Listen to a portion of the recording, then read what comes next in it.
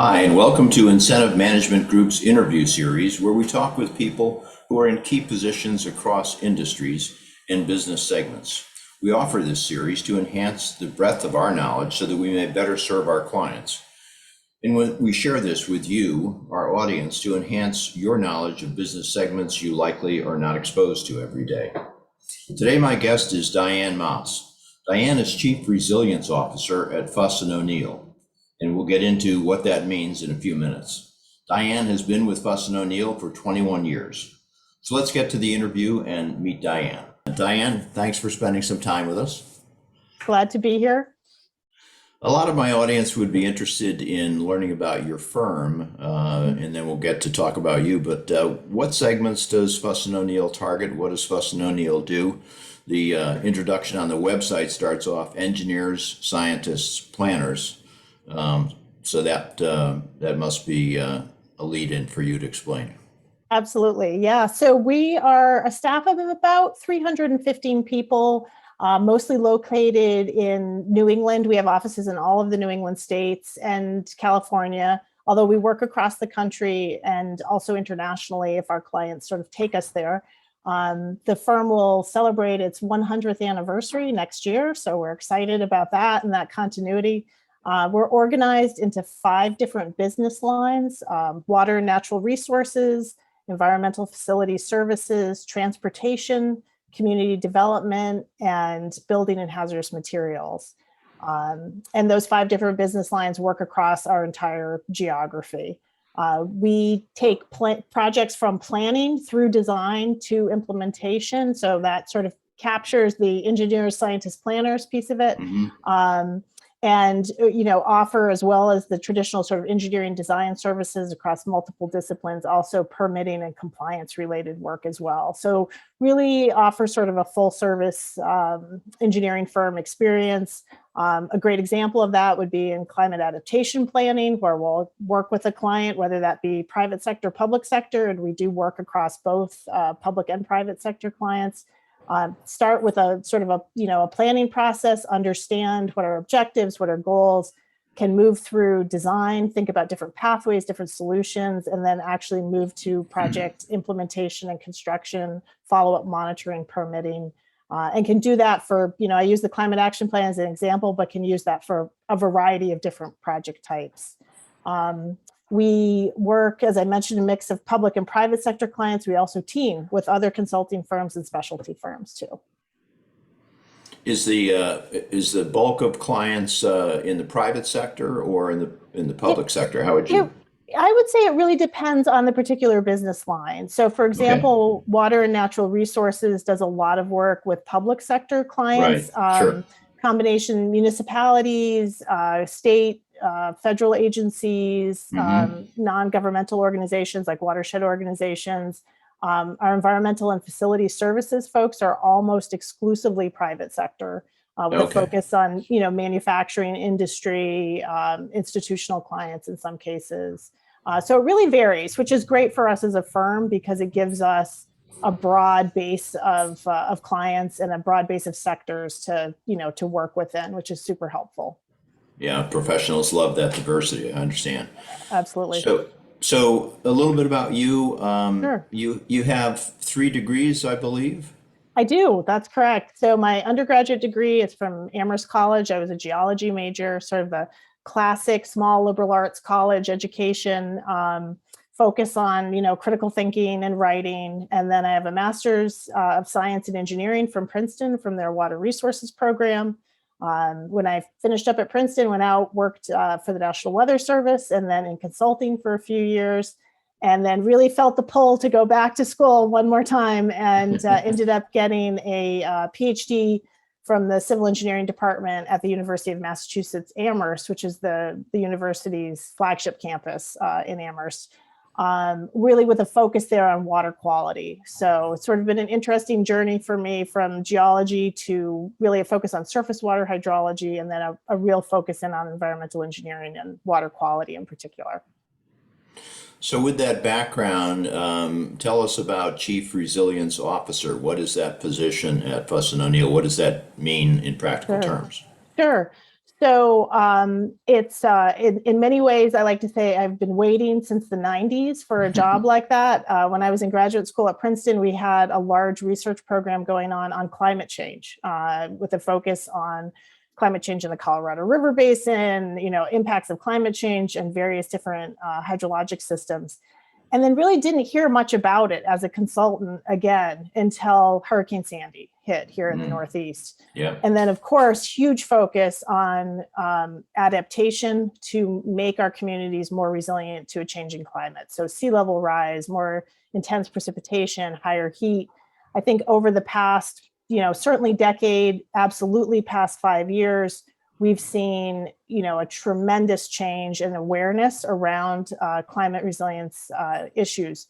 So my job here, which is a new position at Fuss O'Neill in the last 2 years, is really one that works across all the business lines to help embed climate resilience and climate resilient design into all of our projects. And we saw this 2 years ago as really a way to bring a value added to our clients. So if you're investing, let's say, in infrastructure, you want that infrastructure to survive its design life, which is oftentimes 50 years, but we push it, to 75 or even longer.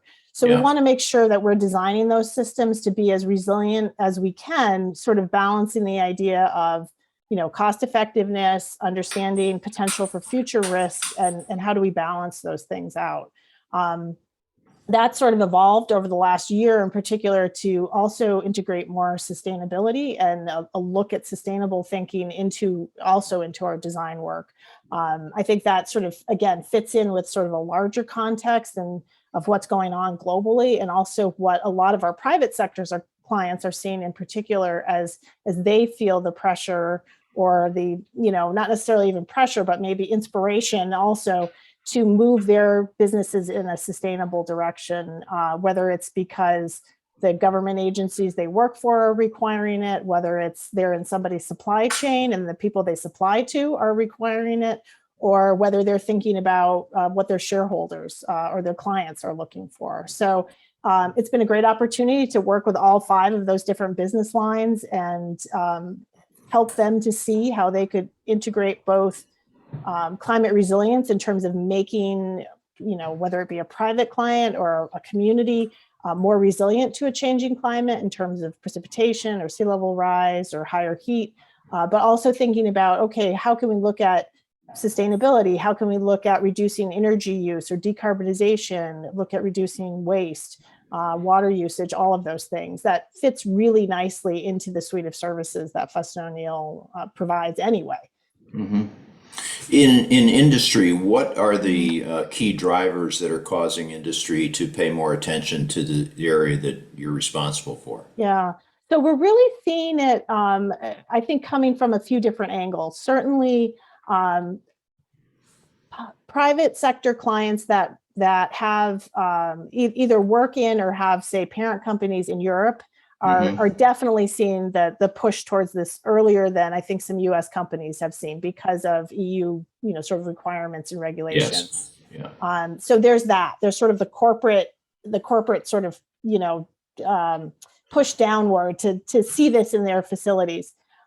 So that's definitely a driver. I think there's also, for publicly owned companies, shareholders, investors are asking these questions. Folks are asking, is this company resilient to a changing climate? I think there's also a values question. People are asking, is this a company, do I want to buy these products? Do they sort of represent the values I represent as well? That's sort of one side of it. The other reality of it is it's often a fantastic opportunity for businesses to reduce their vulnerability, limit their risk, and increase their efficiency. And those are all things that all companies want anyway. And that's an opportunity, I think, to see it in terms of both, maybe be, potentially seen as a requirement, but it's also a tremendous opportunity as well to sort of strengthen the business operation of a private sector client. When I was doing some background work to prepare for our conversation, I had noticed on Facebook a picture of you in a horse barn Yes, I'm interested. That's my lead into who is Diane, the person. What do you sure. enjoy? What do you enjoy doing? After you leave the Chief Resilience Officer hat. Yep. Well, yeah, so that's absolutely correct. I was in a horse barn. I'm very fortunate that I live on land that used to be part of a family farm that my dad's family had. It's now managed for forestry. But my middle daughter was very, very into horses, avid equestrian. So at one point we had 4 horses in that barn. We've reduced our number down. So the one that you see in that picture is actually a Shetland pony. That's the horse we've had the longest.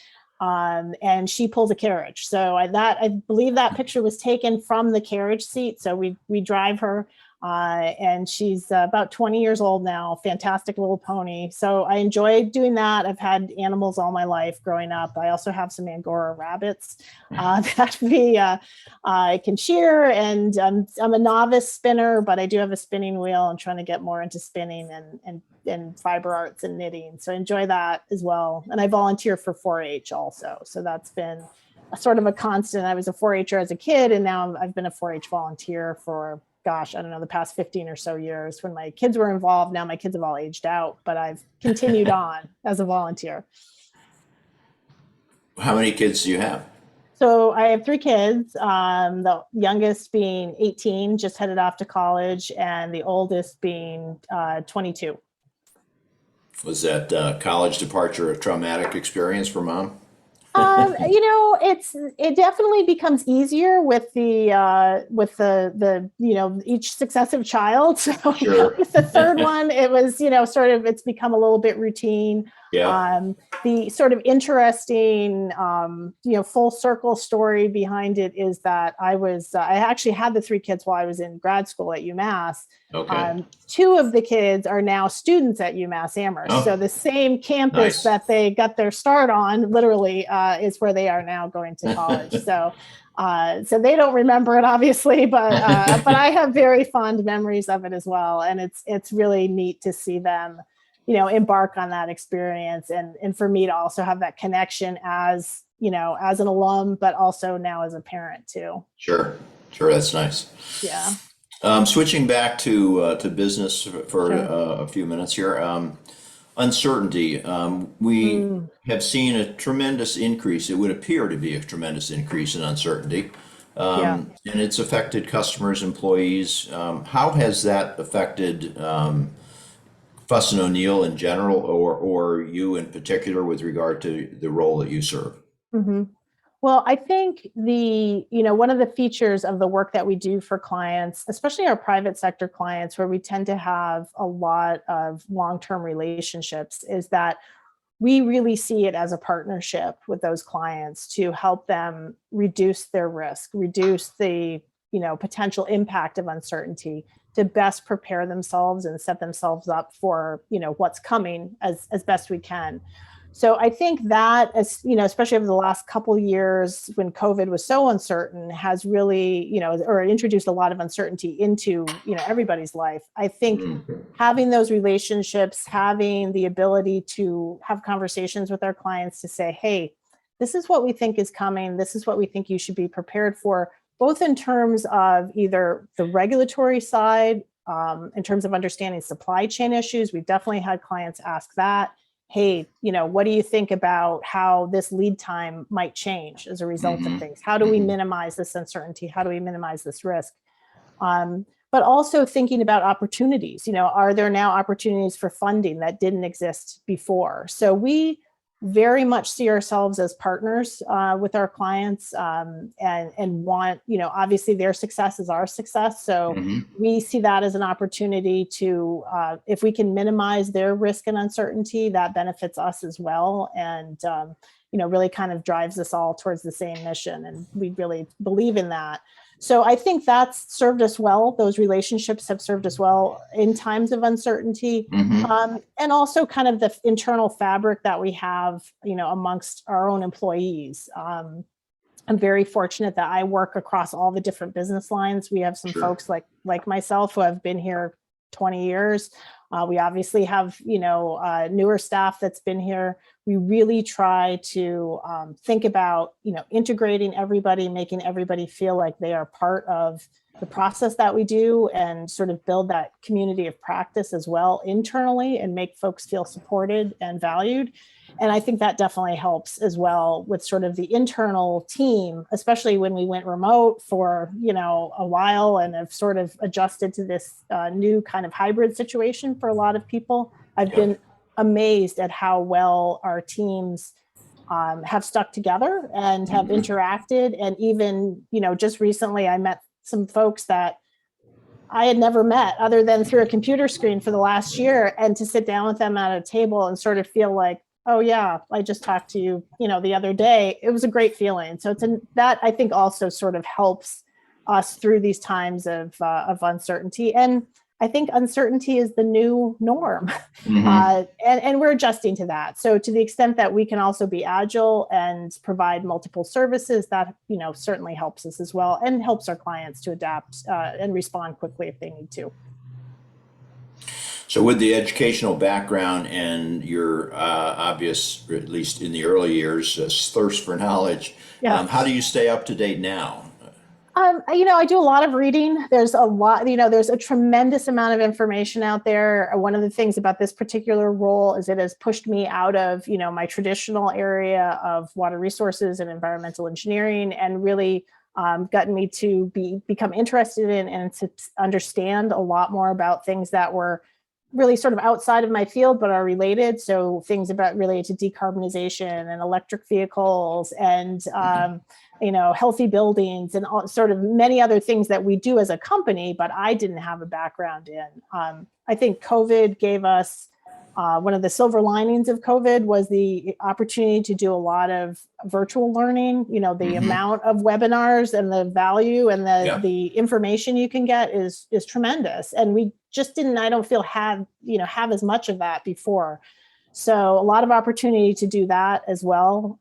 But I think, certainly what was definitely instilled, in my undergraduate education was that you are a lifelong learner. And no doubt in this field, we absolutely have to be. And I enjoy doing that as well. So a couple different ways to keep up to date with things, but definitely need to do that throughout your career.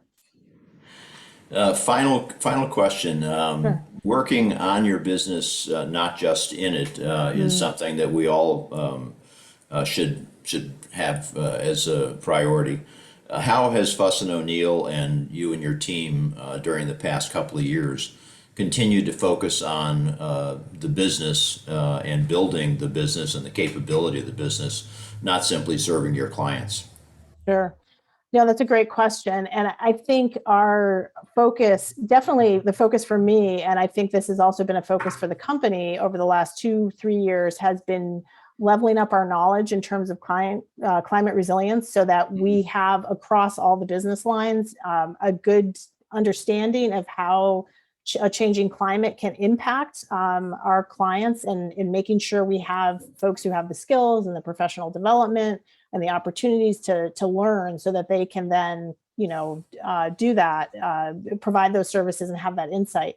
But I think one of the things that's been most transformative for us as a company, and that we're still at the beginning stages of, is really what I'll call kind of a deeper dive into our own sustainability.